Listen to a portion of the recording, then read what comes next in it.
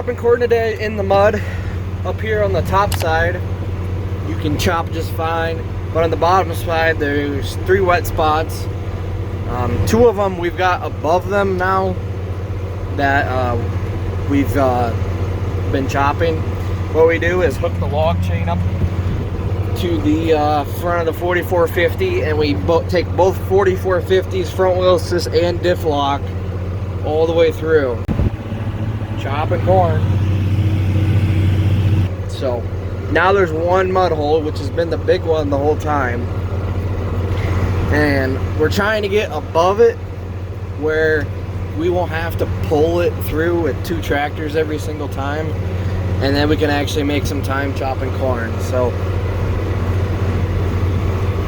it's supposed to rain tonight and pretty much all week again next week for the 3rd or 4th consecutive week in a row. So it rained yesterday too, but we don't get some of this off. Is going to be pure brown by the time we get back, according to the weather. So, and that doesn't have the best of the best feed quality. Where it is now, it isn't too bad. So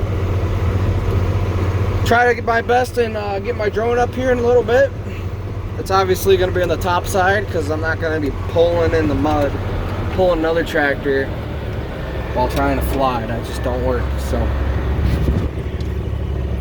up there on that hill is one of the mud spots, but we've got above that one. So yeah, we're not even filling the wagons. I'm sure this one's only like half full, maybe 3/4. Yeah, something like that. So we just chopped 3, and now we're both gonna unload them and try it again. See if we can get above that wet spot, and then things will go through.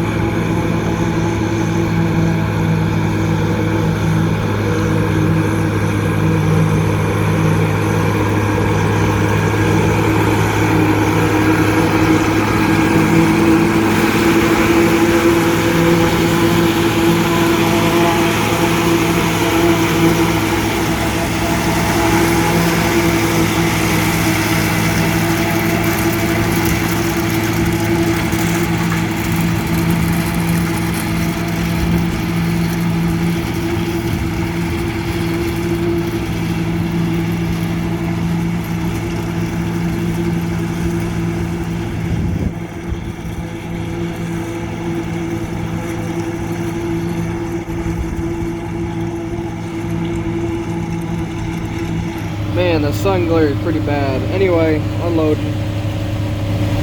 This is a 20 by 70 silo.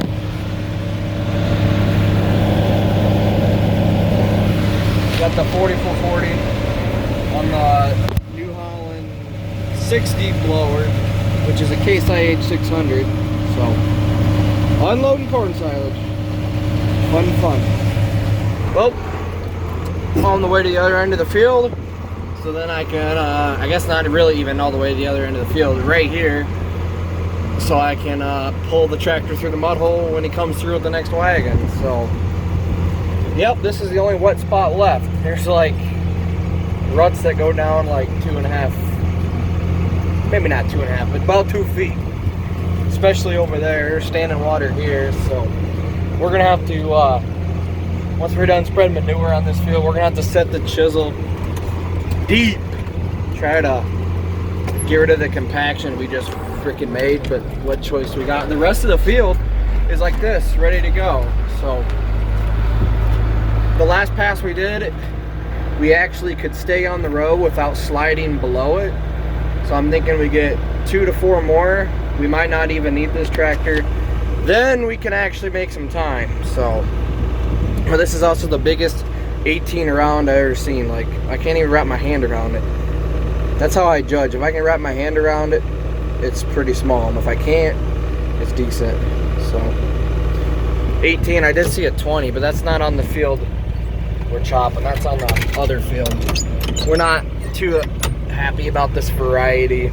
So, crop adjuster came out and said it was 227. I still don't know if I believe that, but that's what they say. So, I mean, better than I thought, I guess. I didn't think it was gonna be in the 200s. Here's the mud. Oh, almost fell. Not too deep, it's just really freaking greasy.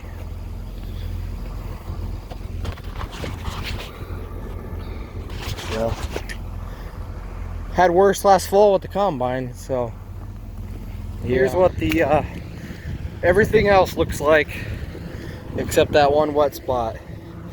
Is it perfect? No, but it's really ain't that bad. Definitely wet, but this is definitely drivable. Not a problem. Right there is our problem.